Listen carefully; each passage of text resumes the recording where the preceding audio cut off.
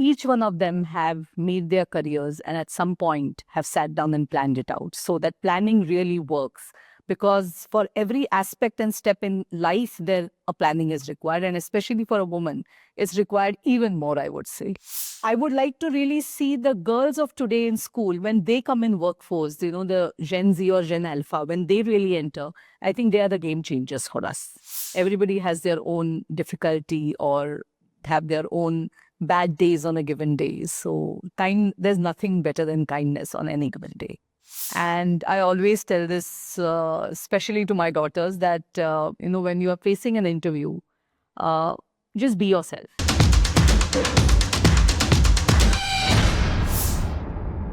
Welcome to the CHRO Exchange podcast by Masters Union, where we bring you candid conversations with top HR leaders shaping the future of work, culture, and talent transformation. Today, we are thrilled to host Mrs. Leena Wakankar, a seasoned HR leader with an illustrious career spanning over 2.5 decades across diverse industries, including finance, private equity, entertainment, and infrastructure. She's currently serving as the head of Human Resources, Infrastructure, and CSR at ASK Group, and she has consistently demonstrated her ability to lead with strategy, innovation, and a human touch. Her journey includes pivotal roles such as Vice President of HR at ICICI Ventures, where she provided strategic leadership not just within the organization, but also to its investee companies. Earlier in her career, she brought her expertise to Sony Entertainment Television, showcasing her adaptability across sectors. Under her leadership, ASK Group has been actively driving transformational initiatives, the wealth and asset management. With CSR as a critical focus, ASK Group has also been exploring impactful community development projects, aligning business success with societal responsibility. Let's welcome Mrs. Leena Wakankar, Head of Human Resources, Infrastructure, and CSR at ASK Group. We are very honored to have you, ma'am, today. Thank you. Glad to be here. Ma'am, I would want to start with a sneak peek of your journey, right? You've changed industries, you've pivoted sectors. For a layman who is just listening out there, what does it take to become a head of human resources at a coveted company, right? How's been your journey? What led you to here? Just want to understand that. So to start with, I think I was pretty focused when, right from the beginning, way back, if I just look 25 years ago, that I wanted to do human resources. It was not by chance. So that was the first aspect, I think. So human resources is a passion for me. So while we all keep talking about passion, I think one has to be passionate about what they're doing. So that passion is one aspect. The second aspect is that I'm a strong believer that careers have to be made, which means that there has to be a journey, there has to be a path that one has to lay for themselves. Nobody's going to make my own career. So I have to plan my career, and I have planned my career. So I think every move that I have made, be it industry, be it an organization, or if I've stayed in an organization for a longer period of time, it has been a very thoughtful process, and it had led to it was leading me to somewhere. And that started 25 years ago, when I actually laid down the path as to where I want to be 10 years, 15 years, 25 years. While this sounds like an interview question, laying down a path is very, very helpful, because that just gives a vision, and subconsciously I feel we are working towards where we are going. And in that journey, we are, while 1 or 2 years we may lag behind, ultimately we reach there, because in our heart we know where we want to go. So that's interesting. I think when in an interview that question is asked, where do you see yourself 5 years or 10 years down the line, that has a meaning to it. It is just not a question for an interview. I think it has a meaning to it, and it probably leads you to where you are sitting right now today, right? Absolutely. I think while in an interview, it is more to understand whether a person has thought through about the career. But if one just closes their eyes and sits down at the time of their graduation, or after they have passed out from MBA, and just think about it, they can be over ambitious. There's no harm in it. They can say that I want to be a CEO 10 years down the line. I want to do a startup 5 years down the line. The universe is working towards this, is what I believe, because I'm sure there are many more that are getting interviewed as we speak today. You must be meeting many more. each one of them have made their careers and at some point have sat down and planned it out. So that planning really works, because for every aspect and step in life, there a planning is required. And especially for a woman, it's required even more, I would say. And now, since you have brought in the women aspect, I think there is a interesting observation, right? Globally, if I look into the market, 34% of the senior leaders are women, right? But while in India, the situation is more bad. It's just 18% of the women who occupy the senior positions in the corporate. Now, I think just want to pick your brain on this, that what do you feel, why is India behind? That's one. Second, what needs to change fundamentally in India so that, we at least match the West, if not exceed them? So, first aspect is that I wouldn't want to compete with the West. I think, we have to lay down our own journey. India has to have their own powerhouse, because the population wise, we are close to 45 to 50% women. That is one. Of course, a lot of it is in rural India. If I just come down to what exactly happens when a woman enters a workforce, at a I think at an entry level, there are many more that enter, and from a DEI perspective, is it an organization's intent to truly groom the woman, or is it a tick in the box is really what matters? That is one aspect. So I'll bring down to two aspects. I'll break this into two aspects for the corporate India to really consider. And I truly believe that this is we have a long way to go, but this is where it really starts. It starts with the family. Whether the family is really helping the woman to think big, to dream big, is the first aspect. Is the school telling the girl child to really think of different careers that are out there?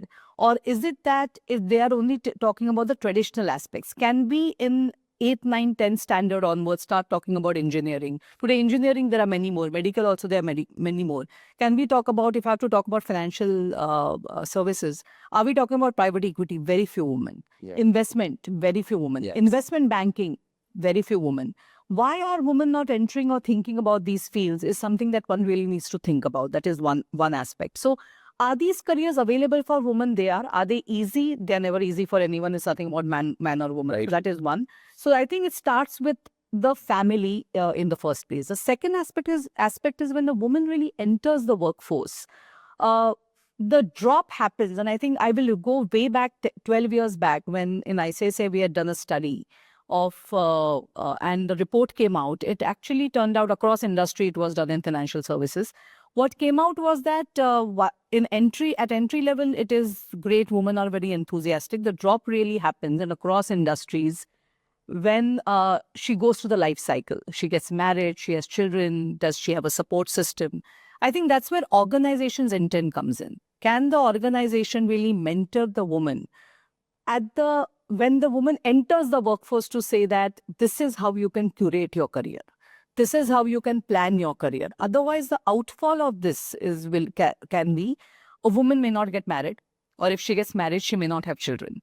Now, that is not something that we want. We want to see, we have policies. India has fantastic policies. Corporates are supporting in every possible way. They're giving breaks, work from home, whatever they want. I think women are demanding, and then they are also getting it. But at the end of the day, somewhere, it is not a debate. I think motherhood is a great experience. If she wants to take a break, allow her to take a break. There is no doubt about it. If she wants to come back, then let her come back on her own terms. But at the same time, respect the other woman as well. So there is no right or wrong answer about it. It will happen. It will happen gradually, but it will happen when a woman is ambitious, and that ambition starts at home. So I think the debate that we are doing today, 18%, is where a woman is embracing motherhood and she is in a different era. I would like to really see the girls of today in school, when they come in workforce, the Gen Z or Gen Alpha, when they really enter, I think they are the game changers for us. Absolutely. I think that's a very fantastic insight that, like 18% is after that life cycle happens. Yeah. And are the policies really there to empower women, accept women after the break, right? Now, this brings me to a very small and interesting question. Currently, in the market, there is still a myth around, can you join a workplace after a break? there are different kind of break, right? Maternity could be one, there could be sabbatical, right? Is that a myth, or do you wanna break that myth for the viewers if they're listening to you? So I think the break can the breaks are happening because one is maternity, and I would add one more aspect which is increasingly happening post-COVID is to take care of elder parents. Now, one of the key aspects is that why is woman taking a break? A woman is taking a break because by nature, a woman is required to take care. Now, for example, if a child is not going to go to a father, a child up to a certain age actually needs a mother to take care of the child, you know. So it's a very natural thing. Let's not debate against the nature. So hence a break, if a woman wants to take, I think it's a great thing and she should take it. Otherwise, the guilt will remain with her for the rest of her life. Can she come back after the break? Of course, she can come back after the break. The industry in India and globally is more than welcoming for a woman coming back after the break. And I think today there are drives going on, recruitment drives for women to come back after the break. What I think a woman has to understand is that she can't expect to cover up for the break. So if I'm coming after a 5-year break, and after, if I would have been otherwise been there, at let's say an XYZ position, I may have to start a little step behind, but I can catch up. So I have to also understand that a lot has happened after I've come back from the break in that 5 years. I need to catch up. I'm not there yet. I have to still balance out. I think that as long as a woman is understanding about that, and I have to balance out my ambitions and figure out, again, have a career path, draw out that career path, I think women will be more than able to make it. Where this is failing a lot of times is because one, woman's expectations. Second, she's coming back with full force. But what happens then is that the organization is also giving her full force work. It cannot happen. It has to happen gradually. The organizations have to, and I'm a classic example of that. I took 1 year, I went slow for 1 year. My role was such that I could go slow for 1 year. If I'm given a role which is full-fledged, Fast. I have to deliver for that, that 24/7, that model is going to fail. So the role also has to substantiate. And I think it's a great model. So I think organizations are slowly understanding and helping women get back into workforce. So fantastic. I think that's a great takeaway, that when you come back with the same intent, right? Don't come back with a lower intent or a excuse. Right? Absolutely. I think you also brought in a very interesting aspect of Gen Z and Gen Alpha, right? And of course, you've seen 2.5 decades of generation changing, right? Evolving, right? What do you think is the key change which has happened with Gen Alpha or Gen Z, right, versus when you started? So I think one of the things, and I think there's a debate going on, a hot debate going on work-life balance as we speak today for various reasons. And that debate keeps coming up every now and then.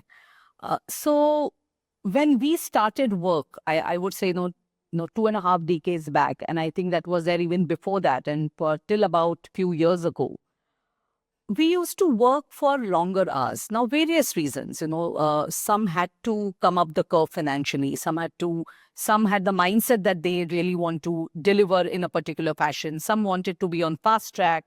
So there is always a consequence. One can go slow, one can go fast. There's a consequence, and one has to accept that consequence. I think what Gen Z and Gen Alpha are very clear about, and thanks to, I think, their parents and their earlier generations' hard work, one, they're entitled to a large extent. So the information is available to them. They can choose. They have a lot of choices.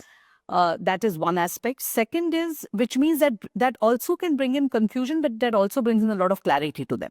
So which actually helps, because when they're having a conversation with us, what conversation we would have had with 10 years experience, they're having with 2 years experience.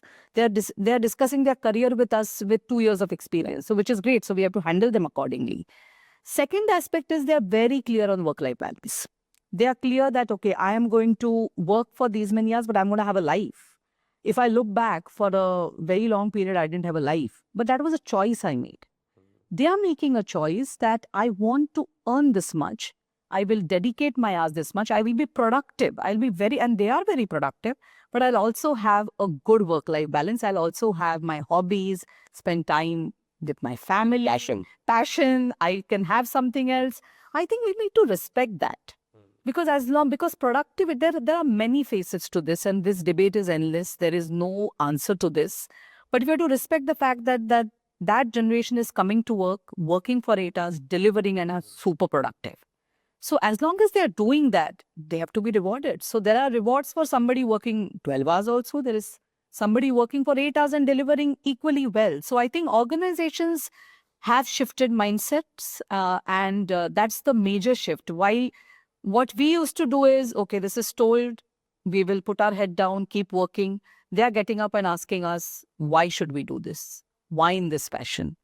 Is there a better way of doing it? Have you not thought of this technology? So they're challenging us at every stage.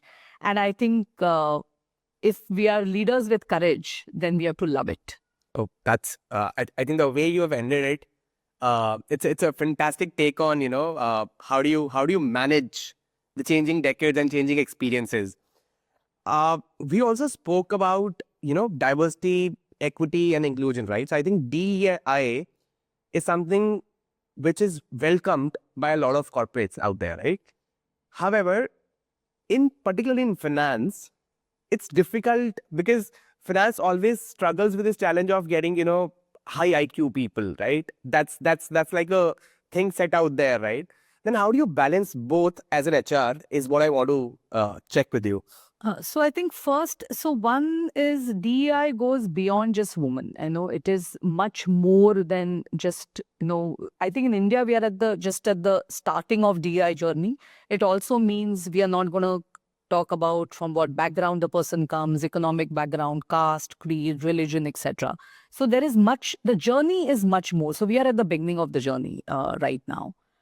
When we are acquiring talent, when we are hiring, the first thing that comes is the talent itself. That can't be challenged because finally we are commercial organizations.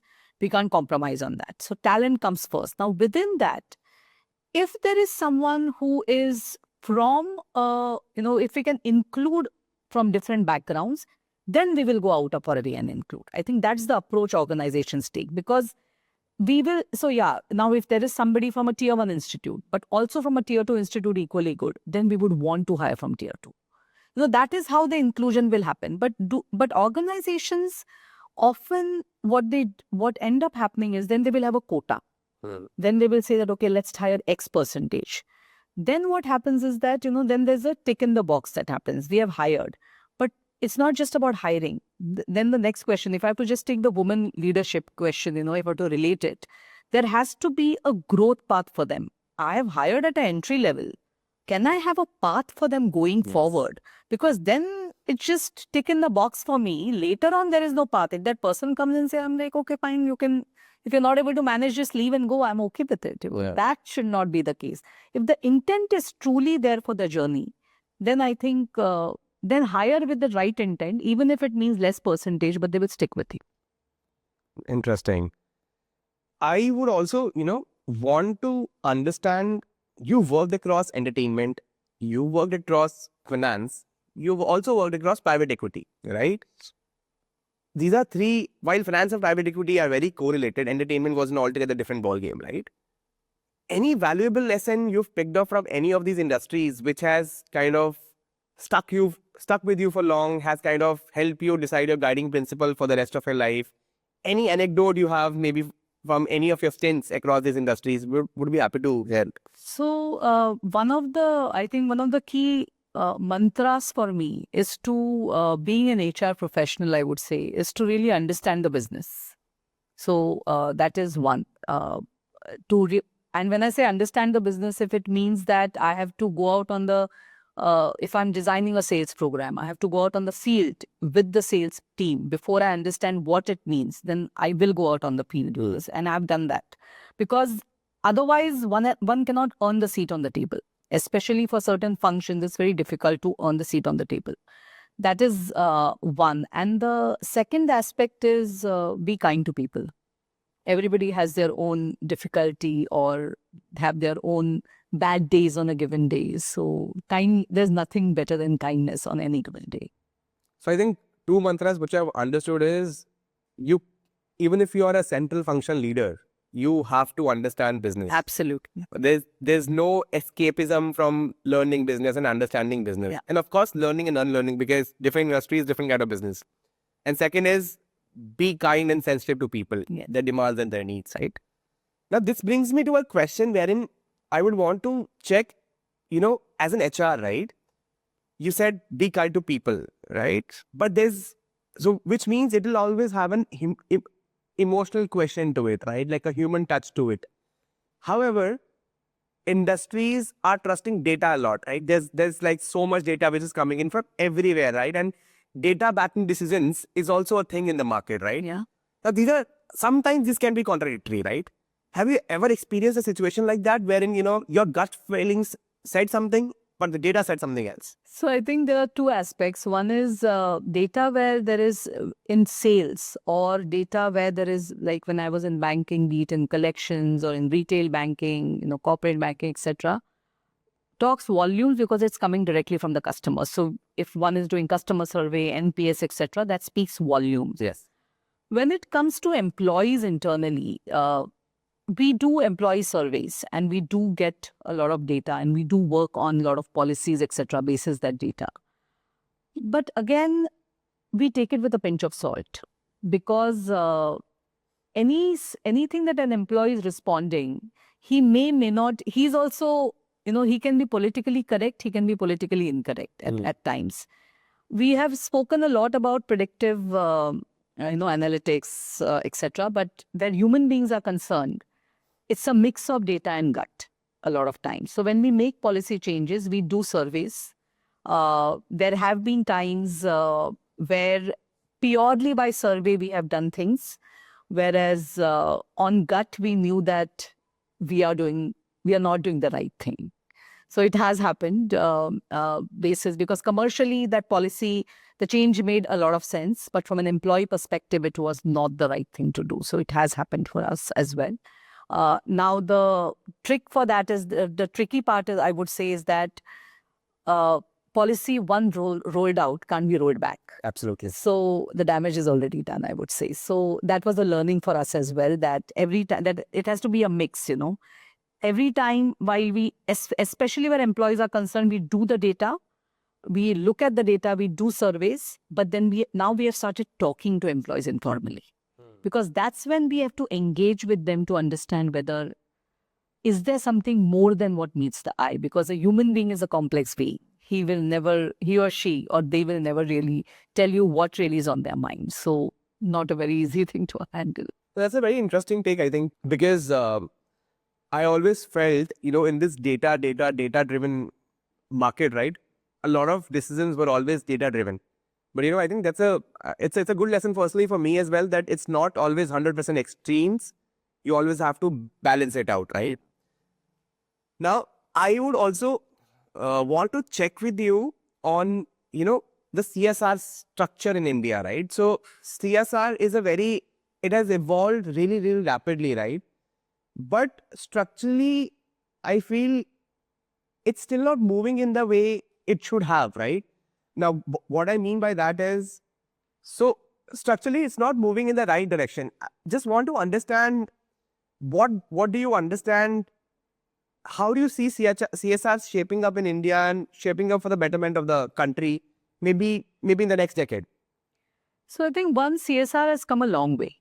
From where that entire act stated, that Companies Act stated that 2% of the last 3 years companies' profits will be dedicated for CSR, etc. So I think organizations also, be it their foundation, tying up with NGO, working, etc.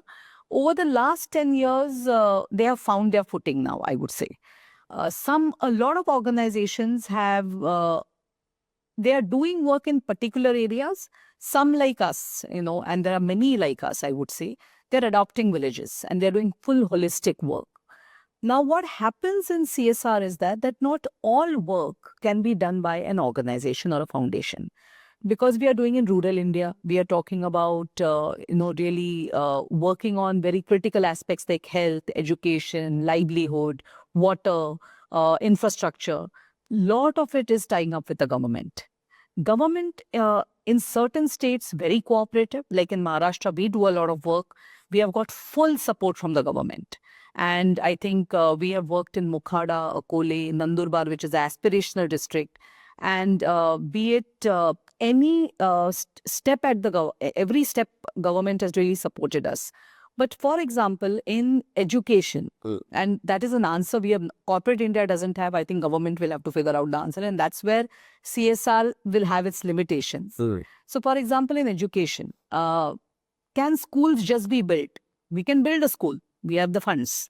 Where will the teachers come from? Correct. That's the answer government has to give. In health, we can provide an MRI machine. Where are the doctors going to come? Yes. Who's going to run it? Yes. So that is something government will have to figure it out, because those answers corporate India does not have. That is either by law or, they have to have their medical students. I don't have an answer for that, honestly. But that is where I think, so a lot of work is happening in livelihood, water and infrastructure, because that is something, you do and you can give it to the village to maintain it. Government will also put in the efforts to maintain. But these two aspects, because education is the youth of India.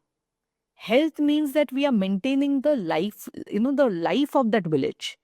So these two are very critical aspects that needs to be answered. So I think if I've understood it, enablement is one and execution is other. Yeah. By enablement is a function driven by corporates and which is happening at the right level.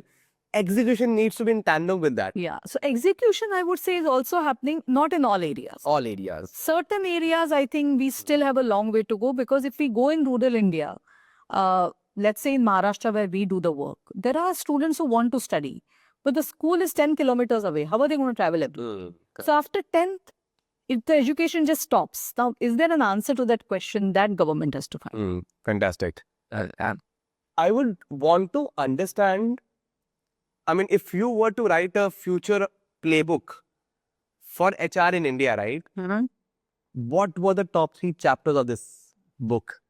While there's a lot of debate around, hiring, technology, Gen AI, there's so many things which is happening, right? I would want to hear it candidly from you. What do you think? What would be the top 3 chapters of future playbook of HR in India? So I think first, I don't know whether I'll have 3 chapters. I certainly can think of, couple of them. Let me see if I come up with 3. First would be AI and if that can, and humanness to human resources, I would say. Because, and what I will include in that is that while AI will improve the productivity, how can human resources then move on to touching human lives? Because to understand, and by that I don't mean emotional quotient. That's not what I mean. I come from commercial organizations. I understand that human resources have to deliver. Hardcore delivery is there. But understanding employees is becoming very complex. Right. So, because if HR does not understand employees, what's happening with them, then the mental health of employees is something that will never be understood. And mental health doesn't come from survey, doesn't come from apps. It comes when an employee comes up to HR and says, I'm going through something like this. And people feel empowered. Empowered, exactly. So I think that is one aspect. Second is future of work. That's going to change drastically. And that does not mean hybrid. How are we going? Just the way we are working is undergoing a complete shift. So there's a plethora of things that can be really included. So I think these are 2 things that are at the top of my mind on that. So digging deep into the future of work. So during COVID, right, I was a student. Post-COVID, I emerged as someone who has joined corporate. Pre-COVID also I was in corporate, right?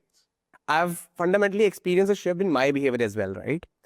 Now, as a leader, right, what is the fundamental shift you have seen in behavior of human pre and post-pandemic? So I think I wouldn't say that there is a complete shift that I have seen, but I think employees have become more evolved, I would say. So because we have started hiring from campuses only recently. Okay. So we are yet to see that evolvement, because campus students have really gone through a lot during COVID.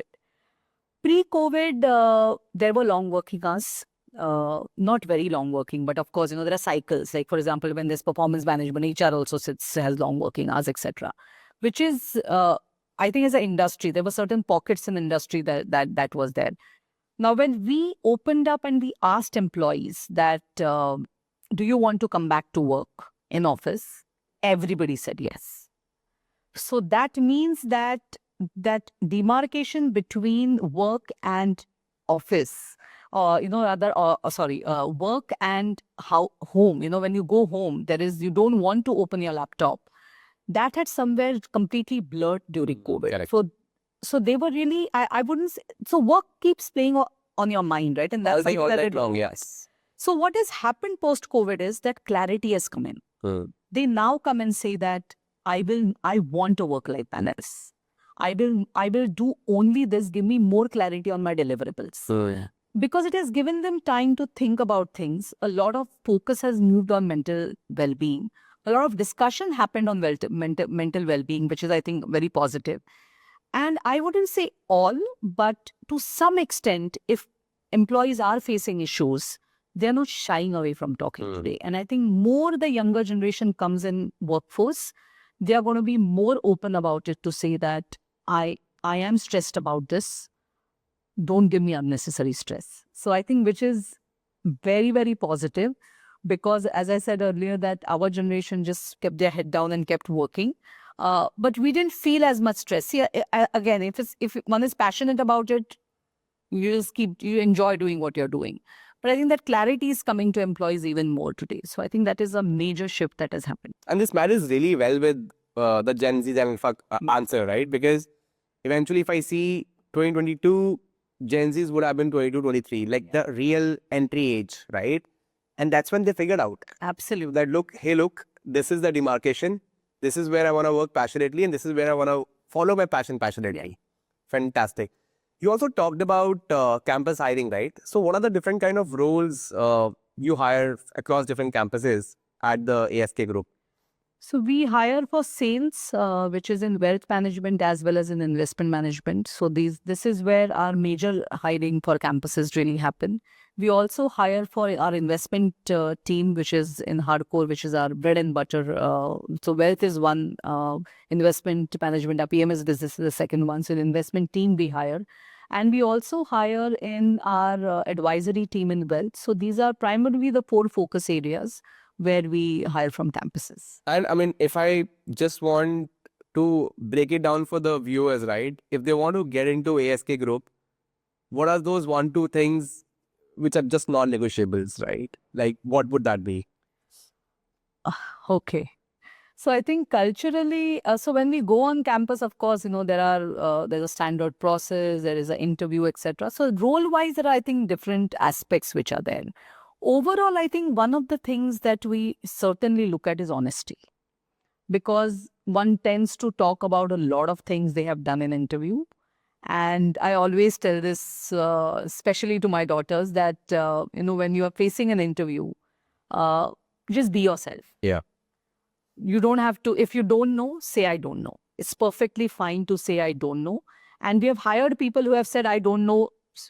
I'm not joking, 40% of the time. Wow.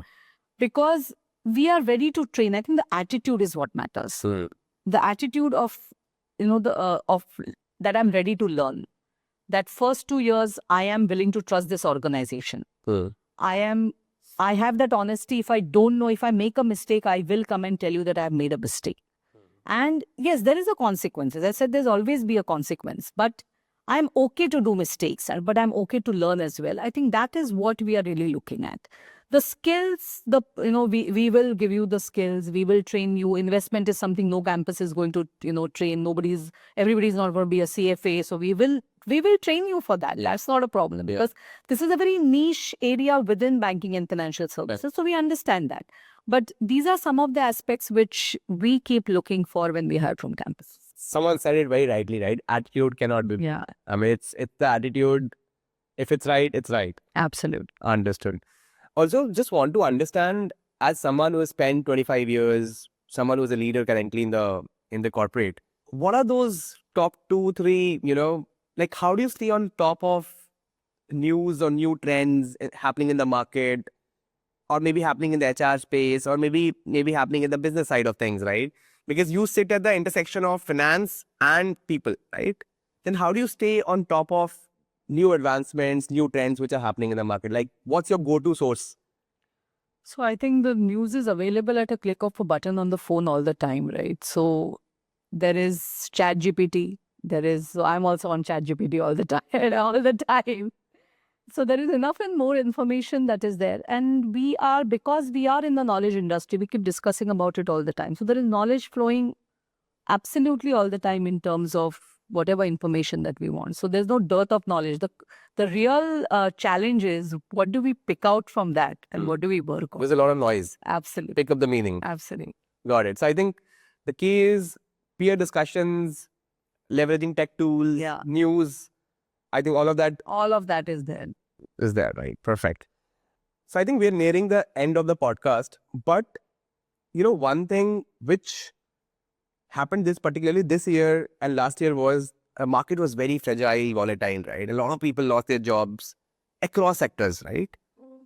Now, in such a situation, as someone, and I'm sure you would have seen such situations in the past as well, right? This is not the first time when the market has hit a recession mode, right? What 2-3 advices you would want to give out to people who has probably lost their jobs? That what do they do right, and they can actually come back really strong?